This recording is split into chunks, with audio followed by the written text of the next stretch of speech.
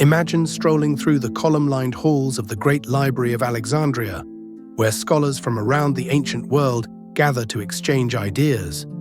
Far more than a mere storehouse of scrolls, this institution was a vibrant hub of research, dialogue, and discovery. At its zenith, Alexandria was hailed as the capital of knowledge, rumored to house up to 500,000 papyrus scrolls. The library's foundation dates to the early 3rd century BCE, when Egypt's ruler Ptolemy I Sota established Alexandria as a center of learning.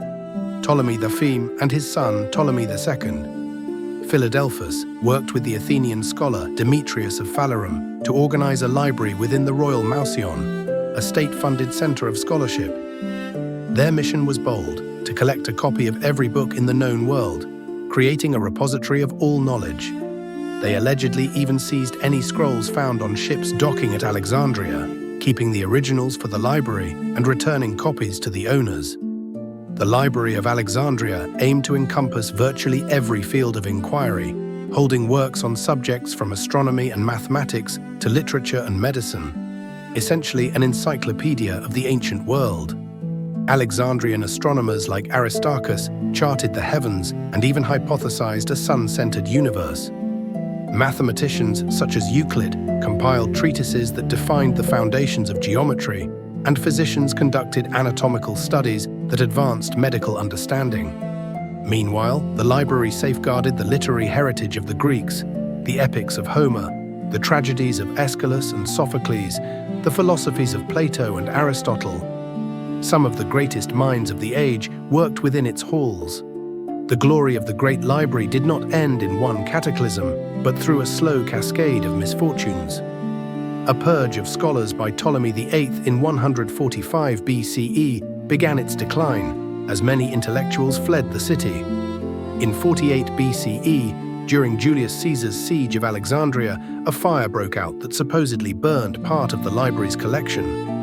Though some of the library survived Caesar's fire, it never fully recovered under Roman rule. Further devastation came in the 3rd century CE, during Emperor Aurelian's battles in Alexandria. A smaller daughter library at the Serapeum Temple survived until 391 CE, when it was demolished by Christian zealots enforcing Emperor Theodosius's decree. By the time Arab conquerors arrived in 642 CE, the Library of Alexandria had already passed into legend, its halls empty and its scrolls long gone. The burning and gradual erosion of the Library of Alexandria raises the question, what knowledge vanished with it? Only a tiny fraction of classical writings survive today, perhaps less than 1%, and the library's demise was a major factor in that cultural loss. We can only speculate about the countless works that disappeared forever, entire plays and poems, philosophical treatises, scientific studies.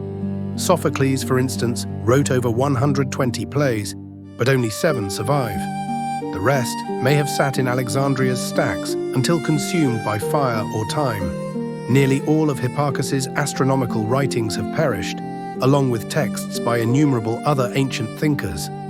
The disappearance of so many scrolls likely set back human progress, forcing later generations to rediscover ideas that Hellenistic scholars had already understood. Now you know.